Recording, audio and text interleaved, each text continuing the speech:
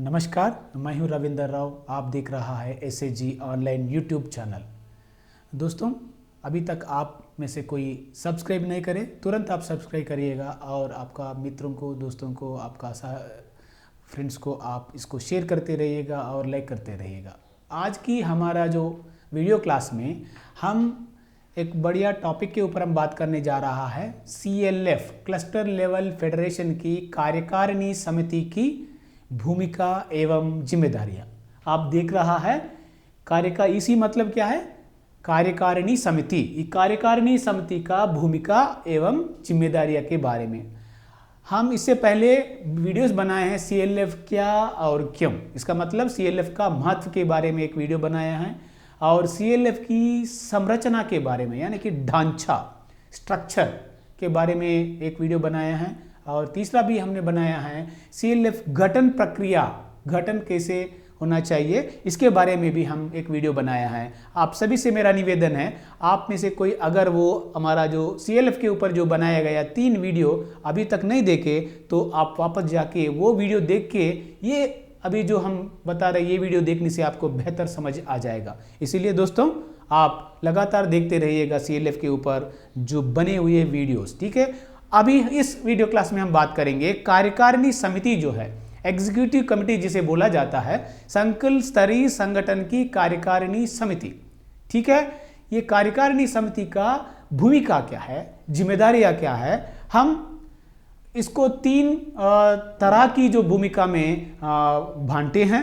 आपकी सुविधा के लिए, आपका बेहतर समझाने के लिए इस भूमिका को हम 3 तरह, एक है प्रशासनिक जिम्मेदारियां या भूमिका, और दूसरा है वित्तीय, तीसरा है वैधानिक यानी कि स्टैट्यूटरी बोला जाता है अंग्रेजी में। यानी कि प्रशासनिक मतलब एडमिनिस्ट्रेटिव, या वित्तीय मतलब फाइनेंशियल, और वैधानिक मतलब जो है स्टैट्यूटरी। इन तीनों में कुछ जिम्मेदारियां, भूमिका कार्यकारिणी समिति निभाना पड़ता है, ठीक है। हाँ, तो आगे बढ़ते हैं, देखते हैं क्या क्या है। पहले हम ध्यान देते हैं, चर्चा करते हैं थोड़ा सा प्रशासनिक जिम्मेदारियां क्या होता है, ठीक है। पहला होता है सदस्यता का नामांकन और निरस्तीकरण, यानी कि सदस्यता। संकुल स्तरीय संगठन बनने के बाद कोई भी ग्राम संगठन, जो बने हुए ग्राम संगठन संकुल स्तरीय संगठन में प्रवेश लेना चाहते हैं, एडमिशन लेना चाहते हैं, उससे जोड़ना चाहते हैं, तो उन लोगों का सदस्यता देना, ठीक है। हम पिछले वीडियो में बात किया है कि 5 वीवो 6 महीने पुराना वाले 5 वीवो अगर क्लस्टर में है तो हम क्लस्टर लेवल फेडरेशन बना सकते हैं। मान के चले 7-8 वीवो बनने के बाद हमने क्लस्टर लेवल फेडरेशन बनाया है, गठन किया है, तो बाद में जितने भी ग्राम संगठन बनते हैं वो सारे ग्राम संगठनों का जो प्रवेश लेने के लिए, मतलब अनुमति देना, उन लोगों का सदस्यता देने की जो जिम्मेदारी है कार्यकारिणी समिति को रहता है। मतलब नया सदस्य को सदस्य यहाँ पे कौन होता है, ग्राम संगठन, ठीक है। संकुल संगठन में ग्राम संगठन को सदस्यता देना इनका जिम्मेदारी है, इसी का यानी कि कार्यकारिणी समिति का। और कोई सदस्य मतलब कोई ग्राम संगठन को निकासी मतलब निकाल देना, उसका सदस्यता को रद्द करना भी इसी का जिम्मेदारी बनता है।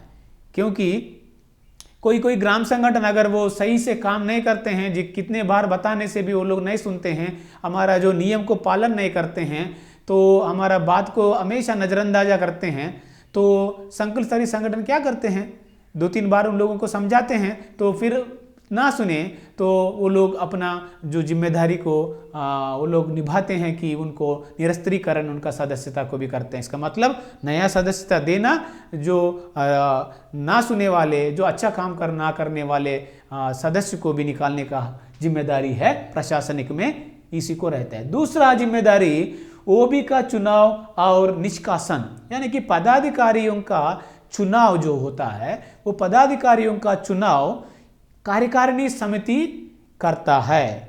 ये पिछले वीडियो में आपको बताया गया है, बेहतर समझाया गया है कि कार्यकारिणी समिति की सदस्यों की दौरान समिति की सदस्यों से ही चुनाव होता है। ठीक है, पदाधिकारी का चुनाव करना इसी का जिम्मेदारी है, और पदाधिकारी को निकालना भी, कोई ना कोई पदाधिकारी अगर अच्छा से काम ना करे तो उनको वापस बुलाने का हक, अधिकार या जिम्मेदारी ये प्रशासनिक जिम्मेदारी में इसी को रहता है।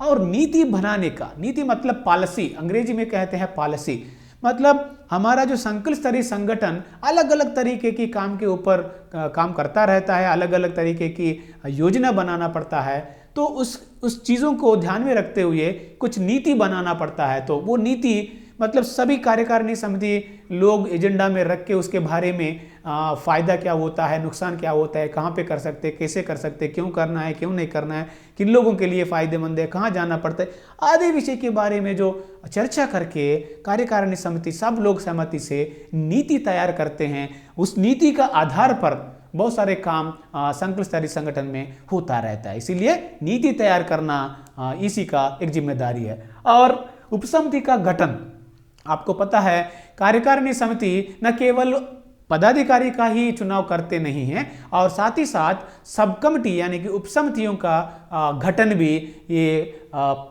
इसी करता है, मतलब कार्यकारिणी समिति करता है।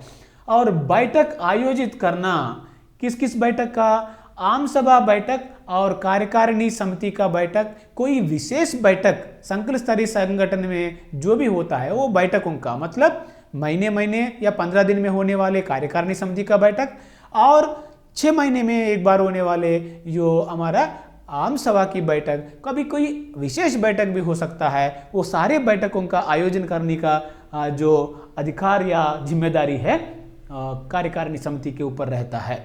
और आवश्यकता आधारित सेवाओं का प्रदान, यानी कि आज की तारीख में जब क्लस्टर संगठन बन गया है, जबकि स्थिति के हिसाब से कुछ ना कुछ काम कुछ ना कुछ योजना तैयार करते हैं, लेकिन योजना में बदलाव जरूर करना पड़ता है, ताकि अभी तो हम सारे गरीब अति गरीब परिवारों को जोड़ के हम समूह बना रहा है, कल ये भी एक काम करना पड़ता है कि हमने दिव्यांग लोगों का समूह बनाना है, और आगे जाके दिव्यांग लोगों का समूह को ग्राम संगठन में सदस्यता देना है। अगर आगे जाके अगर जरूरत पड़ेंगे तो संकुल स्तरीय संगठन में भी उन लोगों के लिए कुछ फंड का उपलब्धता कराना है, नहीं तो उन लोगों का कुछ विशेष सहायता का जरूरत पड़ता है, बुजुर्ग लोगों का करता है। मतलब कहने की मतलब है मार्केटिंग का काम करना पड़ता है, आजीविका संवर्धन का काम करना पड़ता है, पशुपालन का, मतलब तो अलग अलग तरीके की जो काम करना पड़ता है। तो जरूरी आवश्यकता अनुसार, मतलब पानी के ऊपर काम करना पड़ता है, सेहत के ऊपर काम करना पड़ता है, लड़कियों की बराबरी के बारे में काम करना पड़ता है। ऐसा आवश्यकता अनुसार जैसा जैसा जरूरत पड़ता है वो जरूरत के हिसाब से सेवा प्रदान करना भी ये इसी का एक जिम्मेदारी रहता है। और कर्मचारियों को नियुक्ति और प्रदर्शन की निगरानी, यानी कि हमारा संकुल स्तरीय संगठन चलाने के लिए कुछ कर्मचारी का जरूरत पड़ता है, यानी कि लेखापाल हो या कंप्यूटर ऑपरेटर हो या कोई अटेंडर हो या कोई अन्य जो हमारा कर्मचारी का जरूरत पड़ता है संकुल स्तरीय संगठन में। उन लोगों का, सारे लोगों का योग्यता क्या होना चाहिए, उनका परीक्षा कैसा करना चाहिए, उनका नियुक्ति कैसा करना चाहिए, ये सारे चीज़ कार्यकारिणी समिति तय करता है। और उन लोगों का चयन करके उनको पद में रखने के बाद भी उनका कामकाज को समीक्षा भी हर महीना यही लोग करते हैं, और उनका मानदेय भी यही लोग मंजूर करते हैं। मतलब नियुक्ति करना और दूसरा उनका कामकाज को समीक्षा करना और उनको मानदेय दिलवाना भी एक कार्यकारिणी समिति का जिम्मेदारी है। और एसएचजी वीवो का, एसएचजी और कहीं कहीं नाम अलग से बोला जाता है, इसीलिए यहाँ पे पीएलएफ लिखा है, ठीक है। एसएचजी और वीवो का प्रदर्शन का निगरानी, मतलब ज़्यादातर संकुल स्तरीय संगठन में हर माह हर ग्राम संगठन की प्रदर्शन के बारे में चर्चा करते हैं, और उसको ग्रेडिंग भी प्रदान करना कार्यकारिणी समिति करता है।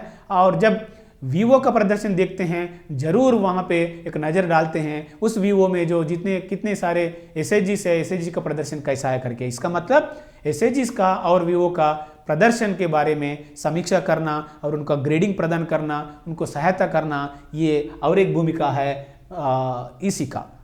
और प्रशासनिक जिम्मेदारियों में जो लास्ट वाला जिम्मेदारी है खुद के प्रदर्शन की समीक्षा, खुद के मतलब ईसी, मतलब जो इतने सारे जिम्मेदारियां जो इनके ऊपर सौंपा गया है, क्या ये सब जिम्मेदारियों को ईसी सही से कर रहा है, नहीं कर रहा है? अपने ऊपर भी, वो खुद के ऊपर भी, खुद की काम के ऊपर भी खुद समीक्षा करते हैं। ये है कार्यकारिणी समिति का प्रशासनिक जिम्मेदारियां। ठीक है, इसमें थोड़ा सा बदलाव होता रहता है, जैसा जैसा ऑर्गेनाइजेशन बढ़ता रहता है उसका जिम्मेदारी बढ़ता रहता है। ये आपको मोटा मोटा समझने वाला बात है।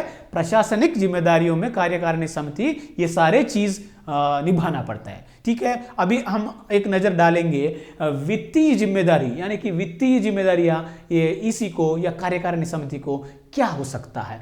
ये एक है लेखा परीक्षा। लेखा परीक्षा मतलब क्या है? जो ऑडिट आप जानते हैं, जो चार्टेड अकाउंटेंट के दौरान संकुल स्तरीय संगठन हर राज्य में, जहां तक मुझे पता है कि पूरा हिंदुस्तान में सभी राज्यों में संकुल स्तरीय संगठन पंजीकरण किया जाता है। कोई ना कोई कानून के हिसाब से, एक्ट के हिसाब से, सोसाइटी एक्ट हो या नहीं तो म्यूचुअली कोऑपरेटिव एक्ट हो या कोऑपरेटिव एक्ट हो, कोई भी एक्ट के हिसाब से इसका पंजीकरण होता है। इसीलिए वो पंजीकरण में ये जरूर एक बात रहता है कि लेखा परीक्षा, मतलब ये बड़ा ऑर्गेनाइजेशन है, बहुत सारा राशि वहां पे एकत्रित होता है, राशि का मैनेजमेंट प्रबंधन भी वहां पे होता है। इसीलिए हर साल चार्टर्ड अकाउंटेंट के द्वारा लेखा परीक्षा करवाना ये एक जिम्मेदारी है। ये कौन करवाना है? ये है जिम्मेदारी कार्यकारिणी समिति का, वित्तीय जिम्मेदारी। दूसरा, घाटा प्रबंधन।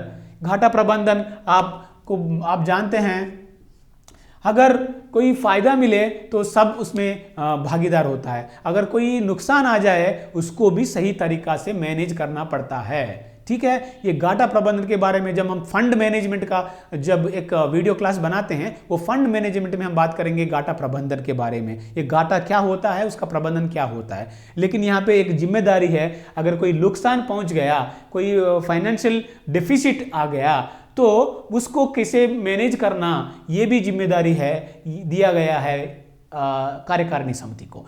जो तीसरा जिम्मेदारी है फंड जुटाना। मान के चलेंगे हमारा ग्राम संगठन की तौर पर से बहुत सारा डिमांड आया है पैसे के लिए, हमारे क्लस्टर लेवल फेडरेशन में जितना पैसा है वो काफ़ी नहीं है, और पैसे का डिमांड बहुत इधर उधर से ग्राम संगठनों से मिल रहा है। तो कोई ना कोई दूसरा ऑर्गेनाइजेशन से, यानी कि बीएमएमयू से पूछ सकते हैं, नहीं तो कोई सरकारी विभाग से जुटा सकते हैं, बैंक से जुटा सकते हैं, कोई वित्तीय अन्य संस्थाओं से भी फंड जुटाना, मतलब फंड मोबिलाइजेशन जिसे कहते हैं। कोई भी संस्थाओं से, जो संस्था से पैसे लेने से हमारा संस्था को कोई नुकसान ना हो, हमारा संस्था को फायदेमंद हो, हमारा संस्था जैसा काम करने वाला दूसरा संस्थाओं से फंड जुटा सकते हैं। वो जुटाने का जिम्मेदारी है कार्यकारिणी समिति को दिया गया है। और निधि का उपयोग, मतलब कई सारे जगह हमको देखने के लिए ये मिलता है, 50 लाख रुपया, 40 लाख रुपया, 30 लाख रुपया क्लस्टर लेवल फेडरेशन अपना बैंक खाते में रखते हैं। पूछे तो क्या बोलते हैं, सर हमको पता नहीं है, बाद में हम इसको निकासी करेंगे। लेकिन निधि का प्रबंधन एक बहुत बड़ा महत्वपूर्ण क्योंकि मुद्दा है। अगर हमारा बहुत सारे अति गरीब लोग हमारा समूह में जुड़े हैं, उन लोगों को पैसे के लिए ज़रूरत है, एक तरफ से वो लोग सेठ साहूकार महाजन की चुंगल में फंसे हैं, और दूसरा हम क्या कर रहे हैं, पैसा लेके जाके बैंक खाते में 40 लाख रुपया, 50 लाख रुपया, हमारा जो अज्ञान की वजह से, नहीं तो जानकारी ना होने की वजह से हम वहाँ पे पैसा रख रहा है। ये सही तरीका की प्रबंधन नहीं है। प्रबंधन का बारे में जब बात करेंगे आपको अच्छी तरीका से समझाएंगे। लेकिन पैसे को सही से मतलब प्रबंधन करना, यानी कि पैसे लेन देन सही से करना और उसका मैनेजमेंट सही से करना, ये सारे चीज जो है, उपयोग कितना पैसा हमारा हाथ में है, वो पैसे को सही से इस्तेमाल, सही जगह, सही समय में, सही तरीका से इस्तेमाल करना की जिम्मेदारी कार्यकारिणी समिति को दिया गया है। और फंड का सुरक्षा, यानी कि फंड हमारा जो क्लस्टर लेवल फेडरेशन में दो तरह की रहता है, एक है हमारा इंटरनल फंड्स है, दूसरा है एक्सटर्नल फंड्स है। मतलब जो बाहर से आते हैं, सीएफ राशि हो, वीआरएफ राशि हो, नहीं तो स्टार्टअप कास्ट हो, नहीं तो लाइवलीहुड फंड हो, नहीं तो एसवीपी का फंड हो, जो भी अलग अलग तरीके की जो बाहर से दूसरी संस्था से हमको पैसा मिलता है वो बाहर से आने वाले फंड है, वो एक्सटर्नल सोर्स है। जो इंटरनल जो फंड हमको मिलता है वो है हमारा सदस्यता शुल्क हो, हमारा जो अंश पूंजी हो, बचत राशि हो, ऐसा जो भी फंड इंटरनली आता है वो दोनों तरह के फंड का सुरक्षित रखना चाहिए। इंटरनल और एक्सटर्नल फंड को सुरक्षित रखना चाहिए ताकि सब गरीबों का पैसा है, इसमें कोई नज़रअंदाजी रखें तो ये पैसा कहीं ना कहीं डूब जाएगा, ताकि सदस्यों को इसका नुकसान हो जाएगा। इसीलिए फंड का सुरक्षा करना और बैंक अकाउंट का रख रखाव, हमारा जो शंकरसरी संगठन के नाम के ऊपर नज़दीकी बैंक में खाता खोलते हैं वो खाता का रख रखाव सही से करना है। खाता खोल दिया छोड़ दिया ऐसा नहीं है, खाता में कितना पैसा हम रखे हैं, वो कब रखे हैं, पासबुक को चेक करना और बीआरएस करना, और वो कौन सा पैसा कब डाला गया है, कितने दिन के बाद डाला गया है, किसका हाथ में पैसा है, और बैंक से अकाउंट प्रॉपरली हो रहा है नहीं हो रहा है, उसका प्रबंधन भी सही से करने का जिम्मेदारी है कार्यकारिणी समिति को दिया गया है। और अकाउंट्स का रख रखाव, ये जितने अलग अलग तरीके की सामाजिक मुद्दा और गैर सामाजिक मुद्दा यानी कि वित्तीय मुद्दा दोनों तरह की काम हम कर रहा है, और कहीं ना कहीं बहुत सारी सरकारी योजना का भी योजना इम्प्लीमेंटेशन में भी हम सहायता दे रहा है सरकारी विभागों को। तो अलग अलग तरीके की जब काम कर रहा है उसका कहीं ना कहीं दस्तावेजीकरण का जरूरत पड़ता है। अगर लोन दिए तो उसका प्रॉपर डॉक्यूमेंटेशन होना चाहिए, और हमारा बहुत सारे कैश बुक रहने चाहिए, मतलब यानी कि रोकड़ बाई जो जनरल लेडजर, मतलब मिनट्स बुक, बहुत सारे बुक्स है ना, वो सारे प्रपत्र और सारे डॉक्यूमेंटेशन यहाँ पे करना चाहिए, ताकि हर चीज़ के बारे में हमारे पास कहीं ना कहीं उसका लिखे रहना चाहिए। ये है अकाउंट्स का रख रखाव, किस चीज़ के लिए कितना पैसा आया, वो कहाँ गया, कैसे है, उसका इम्प्लीमेंटेशन, सब चीज़ को बारे में अकाउंट्स का रख रखाव कहीं ना कहीं पुस्तक में वो दर्शाना चाहिए। दर्शाना जैसा देखना इसी का जिम्मेदारी बढ़ता है।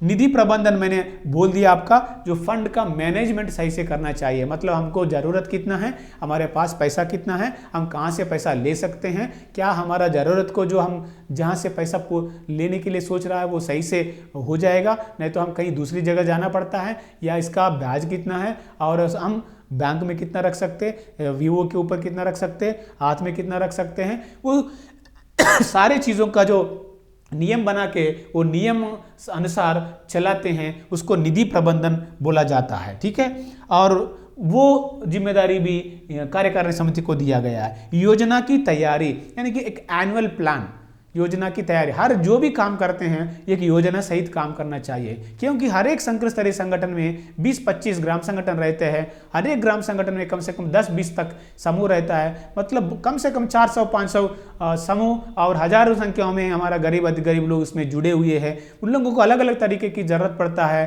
तो वो सारे काम को एक प्लान की मुताबिक, योजना मुताबिक, अगले आने वाले साल में क्या क्या काम करेंगे, उसमें पैसे वाला काम क्या है और वित्तीय काम क्या है और अन्य संस्थाओं से जुड़ के करने वाले काम क्या है, ये सारे चीज़ों को ध्यान में रखते हुए एक प्लान बनाना चाहिए। प्लान बनाने का जिम्मेदारी भी कार्यकारिणी समिति को दिया गया है।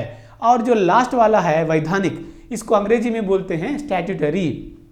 ये स्टैट्यूटरी जो वैधानिक क्या है, चुनाव का संचालन, मतलब जो हमारा उपविधि बनाया हमने, जो पंजीकरण करने के बाद एक बैला तैयार होता है कानून के हिसाब से, वो बैला में हमारा पूरा विषय विवरण उसमें रहता है, कितने साल में ये पदाधिकारी का चुनाव करना चाहिए, कब कितना प्रतिशत लोगों को हम नया लोगों को मौका देना चाहिए, वो उपविधि के अनुसार इलेक्शन का संचालन करना जरूरी है, और अकाउंट का ऑडिट करना जरूरी है।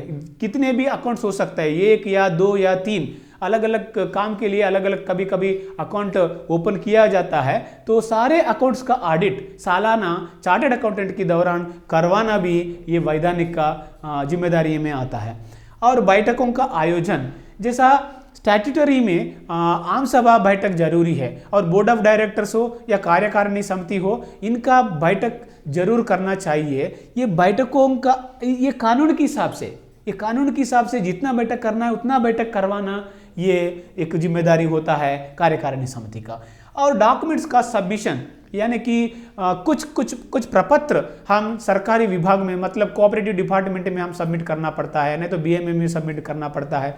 तो अगर हम रजिस्टर ऑफ सोसाइटीज, अगर सोसाइटी एक्ट में पंजीकरण हो गए तो रजिस्ट्रार ऑफ सोसाइटी को, सब रजिस्ट्रार को हम हमारा पत्र देना पड़ता है सालाना एक बार। कोऑपरेटिव में रजिस्ट्रेशन है तो डिस्ट्रिक्ट कोऑपरेटिव ऑफिसर को देना पड़ता है।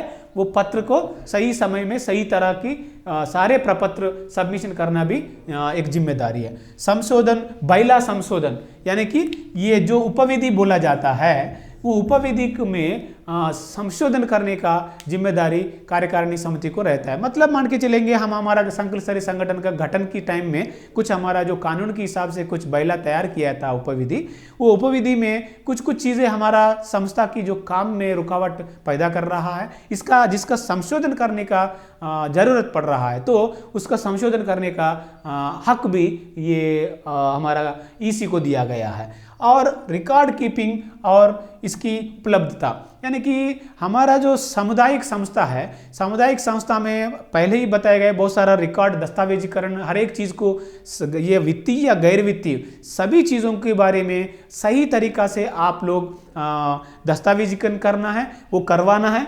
और उसको सभी को उपलब्धता भी, मतलब कोई भी ग्राम संगठन की दीदी लोग आके, अध्यक्ष हो, सचिव हो, कोई भी हो आके वो देखना चाहते हैं तो उनको दिखाने के लिए तैयार होना चाहिए। और कोई भी विभाग की व्यक्ति, अधिकारी आके हमारा दस्तावेज देखना चाहते हैं तो उनको दिखाने की लायक रहना चाहिए। वो दिखाने की मेंटेन करना और उसका उपलब्धता करवाना भी इनका जिम्मेदारी है।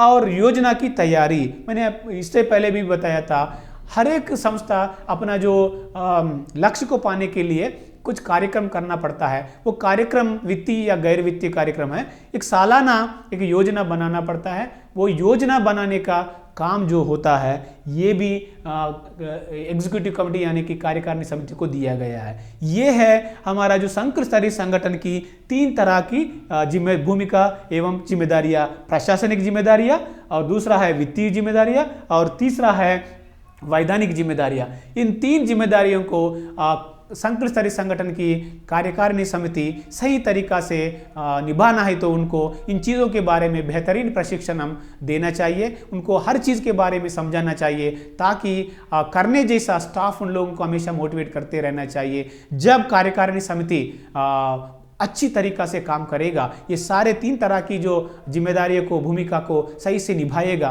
तो वो संकल्प स्तरीय संगठन आदर्श संगठन बनने में कोई दिक्कत नहीं होगा। तो इसके साथ हम ये क्लास को समाप्त करना चाहते हैं। अगर आपको कोई सवाल है तो आप नीचे लिखिए, हम आपको जवाब दे देंगे। और भूलिए मत, आप सब्सक्राइब करिएगा, शेयर करिए और लाइक करते रहिएगा। अगले वीडियो और एक टॉपिक के ऊपर हम आपके सामने आ जाएंगे। थैंक यू वेरी मच, धन्यवाद।